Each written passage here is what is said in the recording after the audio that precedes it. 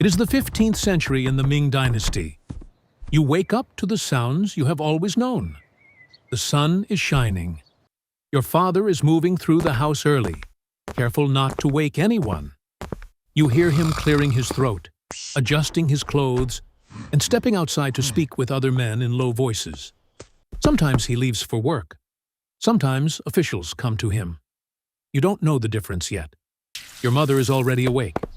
She is rinsing rice, folding fabric, and sweeping the courtyard. When you run past her, she slows you with a hand on your shoulder. When you laugh too loudly, she hushes you not sharply, but urgently. You think she is teaching manners. At the ripe age of 5, you have learned to help your mother with small chores. You fetch water. You sit beside her while she works. She fixes your hair more often now, smoothing it back, correcting it when it falls loose. She tells you to sit straight, dear. To keep your knees together, to lower your eyes when adults speak. You don't question it, and simply follow it like a good daughter. Now you are 12, and you see women from nearby houses visit you more frequently. They comment on how tall you are getting, how calm you are, how obedient. You don't understand why they watch you so closely when you pour tea or walk across the room. Life still feels simple. You eat, you sleep. Your world is small and familiar, bounded by walls you trust. Then slowly you feel like it is shifting. Your father grows quieter at dinner. He speaks more about duty and order. Your mother corrects you more often. Your posture, your voice, your expressions. You are praised most when you are silent. You hear whispers at night about officials, about lists, about the palace. The word is spoken carefully, like it might invite trouble if said too loudly. Now you have turned 15, and one morning you wake up and see some men arrive at your house. They do not speak to you. They talk to your father. They ask about your age, your health, and your family. They watch how you stand while they talk. Your mother keeps her eyes down. Your father answers without hesitation. When they leave, your parents kneel. Later, your mother tells you that you have been chosen, that this is an honor, that your family is being selected. Now, you are selected long before you are old enough to understand what an empire is. The process does not begin with beauty or romance. It starts with paperwork. A command from the emperor spreads across the empire, and officials are instructed to find suitable girls. You are reduced to categories: age, health, family background. Anyone who does not fit is quietly removed from consideration. And since you are young, you are preferred because it signals fertility. You have no visible disabilities. Your skin is clear, your posture is correct, your speech is restrained, and you are intelligent but not too clever. Your family lineage is examined more closely than your face, your father's rank, your grandfather's service. Your family is suitable because it is obedient. When the summons arrives, your parents do not argue. They kneel. You are told this is irreversible only by a mission, and suddenly you are being taken away from your home. You are now being taken to a provincial inspection center with dozens of other girls, where midwives examine you under harsh light. They check your teeth, your hairline, and your hips. They watch how you walk, how you sit, how quickly you lower your eyes when addressed. They note whether your voice is soft or assertive. You are instructed not to speak unless directly questioned. A girl who talks too much is immediately crossed off the list. Your emotional control matters. A girl who cries openly is considered unstable. A girl who stares too boldly is considered dangerous. You learn in this moment that obedience is not enough, and you must look effortless while obeying. When you pass, your name is marked in ink. That mark follows you for the rest of your life. You have left home without ceremony. There is no guarantee your parents will ever see you again, and they might never do. You are sent to the capital under guard, along with the other girls who were chosen. The journey takes weeks. Along the way, the older attendants never stop watching you and telling you how to sit without fidgeting, how to eat without making a sound, and how to stay quiet, even when people talk about you as if you were not there. By the time the walls of the Forbidden City rise into view, you already understand something no one has said out loud. The life you had before is finished. The moment you pass through the gates, your name is written down again. Everything you carry is counted. Every step you take is tracked. Your past is packed away into records you will never see. Now, you are anticipating what this new beginning has in store for you. You are now stepping into the Forbidden City, and more precisely into your new life. At first, no one is telling you what to do. You are housed with other girls, all newly arrived, and all overseeing one another.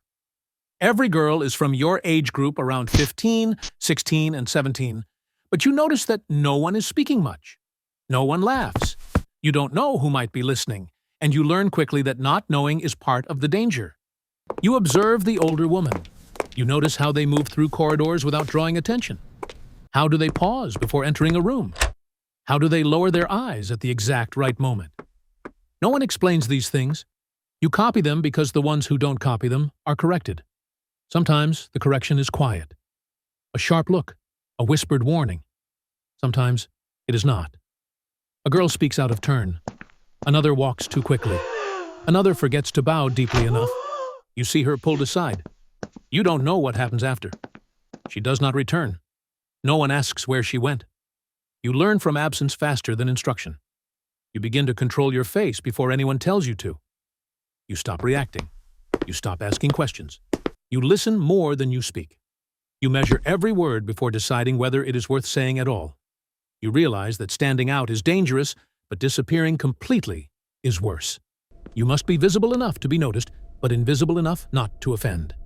It is a balance you learn instinctively, through fear. At night, you lie awake, listening to footsteps in the corridors. You memorize their rhythm. You learn which sounds mean nothing, and which ones mean someone is about to be taken. By the time formal training begins, something in you has already changed. You no longer need to be told how to behave. Now, before the Emperor ever sees you, you are trained relentlessly.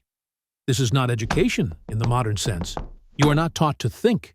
You are instructed to avoid error. You memorize ritual manuals that dictate everything. How deeply to bow, depending on rank. How long to kneel before standing. How many steps are there to take when entering a hall, where to place your eyes while speaking. You spend hours learning to walk quietly. You are taught to keep your face calm and blank, because showing emotion is seen as a weakness. Every day you are taught Confucian lessons on how a good woman obeys. Staying silent keeps order. Wanting too much is dangerous, and a jealousy is wrong. There is no space to question any of it. You are reminded again and again that the empire stays stable only if women like you keep in line. That is the logic, and no one pretends otherwise. Eunuchs are always watching. Servants are always listening. Nothing you do is private, and nothing you do is ever truly forgiven. Eventually, the emperor reviews the candidates. This is not a romantic encounter. It is an assessment. You are arranged, ranked, and evaluated. The emperor observes posture, demeanor, and composure. He is not looking for love. He is looking for someone who will not disrupt the system. When you are chosen as empress, it is because you are safe and young. And you tick all their boxes of requirements, so you are the new selected empress now. The elevation ceremony is overwhelming. There are days of preparation, purification rituals, offerings to heaven, and imperial ancestors. You wear phoenix robes layered so heavily that movement becomes deliberate and slow. You kneel before ancestral tablets and accept a title that sounds powerful and feels hollow. The empire calls you Mother of the Nation. And just like that, at the age of 16, you have become an empress, and you don't know how you feel about this. And now, you are slowly getting habituated to the rituals and rules. You want to enjoy this journey, and at some points you are feeling like the center of attention, but totally clueless about what might happen next to you. Now you notice that, as an empress, your day did not belong to you. Ming Palace regulations divided time into prescribed segments. You wake up early, often before dawn, according to ritual schedules rather than personal need. Morning hours were reserved for washing, dressing, and observing rites that confirmed the ranking and order within the inner court. Meals were regulated. Portions, ingredients, and meal times were all recorded. Food was not just for eating. It was watched and sometimes tasted by others to prevent poisoning. And how you ate was closely monitored. You supervised palace women through intermediaries. Direct command was rare. Orders flowed through eunuchs, whose loyalty lay with the emperor, not you. Your afternoons are filled with obligations, textile inspections, religious observances, and getting ready for seasonal ceremonies. You even had a schedule for resting. You did something on a whim that was considered a thing. It was seen as a kind of disorder. When there was disorder, people got suspicious of ritual obligations and the whole system. Ritual obligations were a deal, and people watched them closely. You quickly learn what your authority actually consists of. You do not attend state councils. You do not advise openly on law, war, or finance. These domains are closed to you by design. Your jurisdiction is the inner court. You manage concubines. You oversee palace rituals. You ensure that ceremonies run smoothly and hierarchy is maintained. At just the age of 17, you have learnt to manage large number of people. The Ming system isolates women from visible political power because visibility creates factions. Your role is symbolic, moral, and reproductive.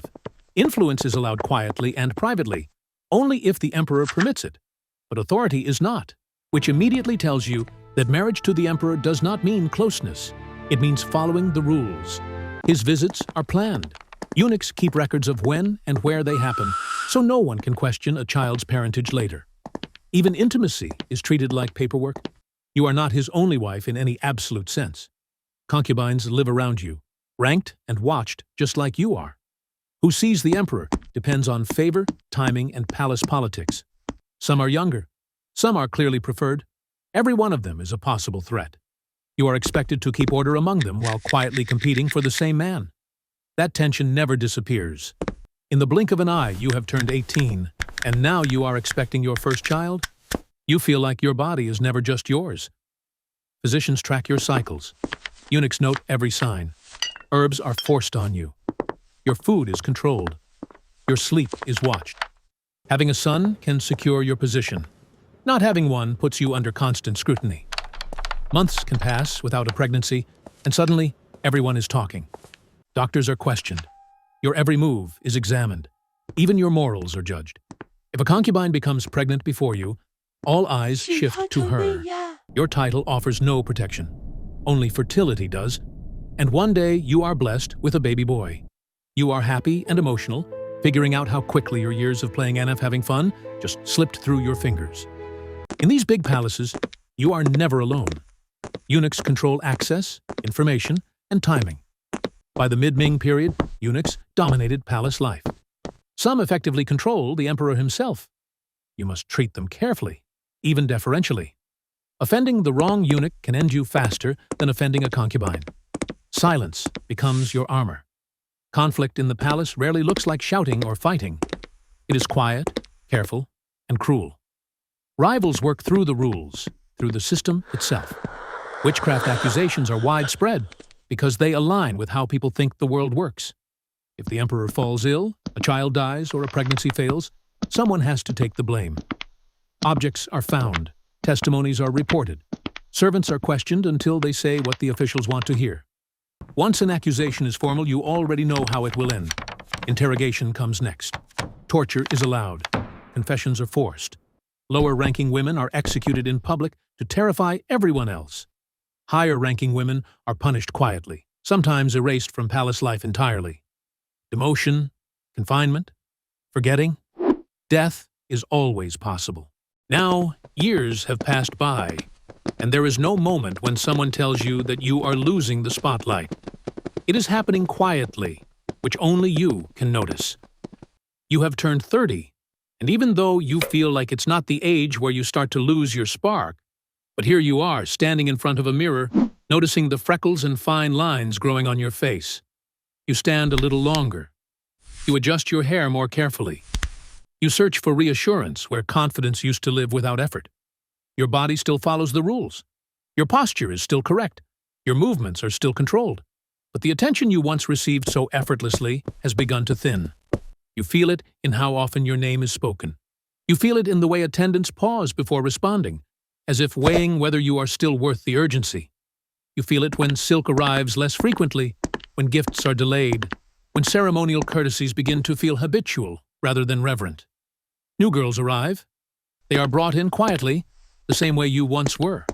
They move carefully through the palace, eyes lowered, hands folded, trying not to make mistakes. You recognize the fear in them.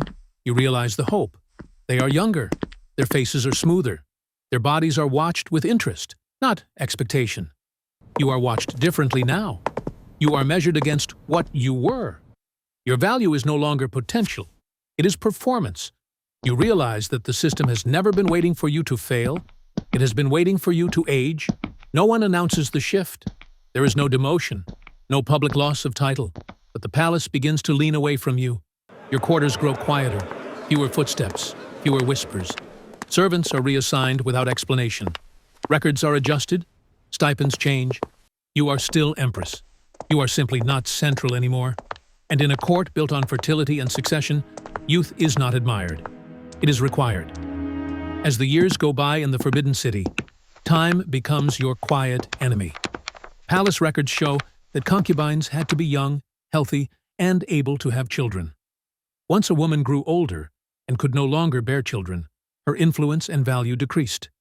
There was no ceremony, no announcement. You are simply forgotten, no longer chosen or noticed. Across the empire, local officials were ordered to send lists of eligible girls. This selection process, called the Imperial Female Selection, happened regularly, especially when the harem needed new girls or when the line of succession was uncertain. Girls were typically between early adolescence and their late teens. Their families were screened for moral reputation, criminal history, and political insignificance. Beauty mattered, but so did obedience, health, and the absence of strong family backing. The same process that happened to you is now going to happen with the new girls. Those selected were escorted to the capital. Inside the palace, examinations followed. Midwives and court women inspected their bodies for signs of illness or deformity. Instructors observed their posture, speech, and temperament. Names were recorded and rankings were assigned. Out of dozens, sometimes hundreds of concubines, only a few ever advanced. For you, the shift was sudden and undeniable. You are no longer summoned. Your quarters grew quiet. Gifts of silk, food, and ceremonial attention disappeared or were redirected. The palace records make it clear that your stipend was cut and your servants were reassigned. You are never the only woman in the emperor's life. The palace is filled with dozens, sometimes hundreds, of concubines, all carefully ranked and watched. This is not indulgence or vanity. It is a system, a policy designed to secure the dynasty. Each concubine has a purpose. Fertility is their currency. A concubine who bears a son rises in status almost immediately. Her quarters are upgraded, her robes are more elaborate, and her name appears in records. If her son becomes the crown prince, she can overshadow you entirely. You, the empress, the so-called mother of the nation, is now eclipsed by someone you barely know. The inner court becomes a battlefield of subtle cruelty. Every glance, every whispered word, every slight delay in greeting the emperor can be weaponized. You are expected to maintain composure while always observing how favor shifts from one woman to another. You supervise these women. You have to teach the concubines etiquette and make sure they follow the rituals. You also have to remind the concubines of their place. You must look calm on the outside, even when you are feeling really anxious on the inside. Each of the concubines that you are in charge of is a potential danger to you. The concubines are a threat to your title and to your ability to survive. If one of the concubines becomes a favorite and you do not perform your duties well, you could lose your position, be locked away, or be completely forgotten. The concubines could erase you from history entirely. You just cannot be upfront with them. The emperor does not allow it. Some laws do not allow it either. You have to do things according to the rules. These rules often help the people who are against you. Your position as a person in charge is really a title. The way to get people to do things is to be subtle. You learn quickly that you can't be direct. You have to be careful. Who you scold, who you reward, and who you ignore all matter. One wrong choice can turn a minor problem into a permanent enemy. Every decision is tied to the emperor and the rules of the palace, whether you want it to be or not. You don't sleep easily. You don't speak freely. Everything you do is noticed by concubines, by eunuchs, by servants who repeat what they see and hear. Nothing stays private for long. Friendships form quietly, in corners and corridors. Secrets are traded during routine tasks. People smile at you, bow to you, speak politely, and you know it means nothing. Politeness can hide jealousy. Respect can hide resentment. In the palace, everyone is watching, all the time. Your life is like walking on a rope. You see one of the emperor's sons with a concubine could become the crown prince tomorrow. You make one move, and you are sent to the cold palace. Someone whispers something about you, and you lose your head. You are the empress. You are never really safe. The palace is supposed to be a place that respects you. It is actually a reminder that your position as Empress is not permanent. The Empress has to be careful at all times because her life can change in an instant.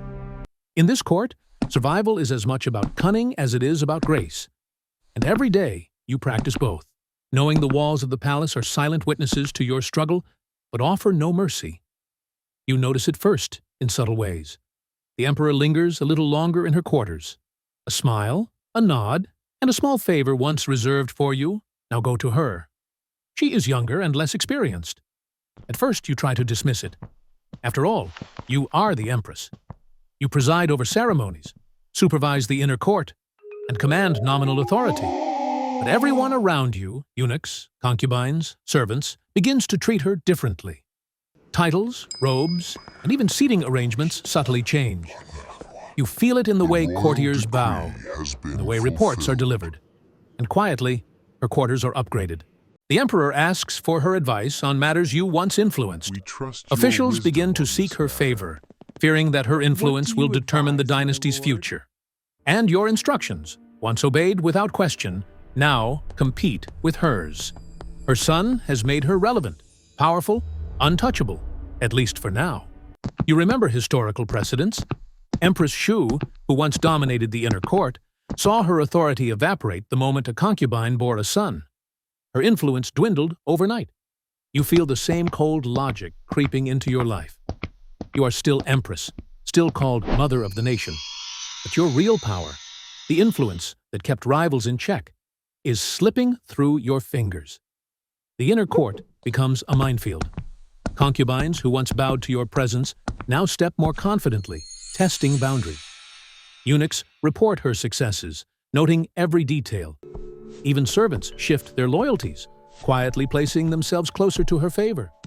Every conversation, every glance, every ritual becomes a reminder that power in this palace is never permanent, and fertility outweighs rank. And the palace will remind you of that every day, until your vigilance, your beauty, your cunning, and everything you brought to this gilded cage is no longer enough. You turn 32, and the fear you have carried every day finally comes alive. Your son, who is just 14 years old, collapses suddenly.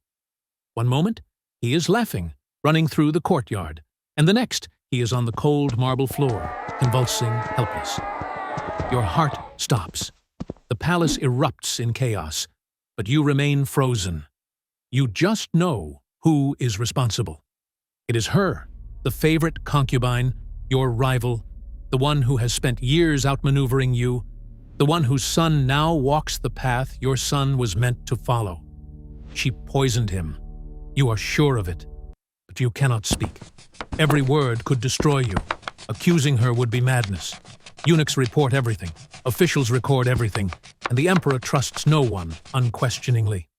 Your grief must be silent, your fear must be invisible. You kneel by your son's side, hold his hand and pray in secret, all while keeping the mask of calm and composure that the palace demands. You are powerless. Your son, your hope, your future, even this is not yours to protect. The palace has taken him, and there is nothing you can do. Years pass. Your son grows into a man strong and capable, but never fully recognized. Every day, you see the signs. The Emperor walks with her son, the rival's son, as if he were born to inherit the world. Protocol and preference elevate him above your own. Now you are 45. The weight of time sits heavily on your shoulders. Your body bears the signs of years in the palace, your face still carefully controlled, but your heart carries scars no silk or ceremony can cover. You walk through the corridors of the Forbidden City, eyes following the Emperor's procession. Your rival's son strides beside him, confident, unchallenged, favored. You imagine your son in the same place, yet he walks behind the crowd, overlooked, pushed aside by a fate you cannot change. You are reminded again, painfully, that in the palace, power is fleeting. Favor is conditional. Survival is not about love or loyalty.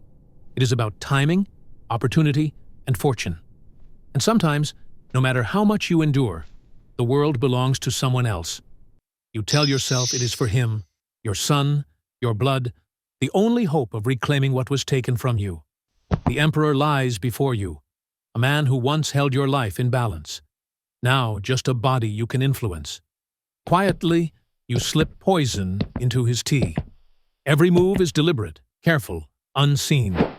No one notices the eunuchs, the servants, the inner court, all oblivious. You breathe slowly, telling yourself this is the only way. At first, it seems perfect. He falters. He grows weaker. Your son's path brightens in ways it never did before. You allow yourself a flicker of hope. But the palace is never blind for long. Rumors drift. Whispers find their way through corridors. One evening, a servant looks at you differently, and another pauses in the shadows. The network of eyes, ears, and tongues you have depended on for survival suddenly turns against you. You know. You know they have discovered it. The accusation is never shouted, no trial, no ceremony. The Empress, who once ruled quietly, who once survived every palace intrigue, is now powerless. They drag you through the corridors. The guards are careful, precise, emotionless. You do not fight. You do not cry. Every step, every breath is a silent acknowledgement of what you have done and what the palace demands in return. They bury you alive. The earth is cold, heavy, and unyielding. Darkness surrounds you. The only sound is your own heartbeat, echoing in the hollow void. You feel the weight of every failure, every loss, every son you could not protect. Outside, life continues in the palace. Your rival's son walks beside the Emperor, the future already claimed. Inside the soil, you lie alone, swallowed by the very system that demanded your obedience, your vigilance, and ultimately, your death. And in those final moments, you understand fully. In the Ming Dynasty, even the Empress, even a mother is expendable. Power is temporary. Favor is fragile. Survival is never guaranteed. The palace wins,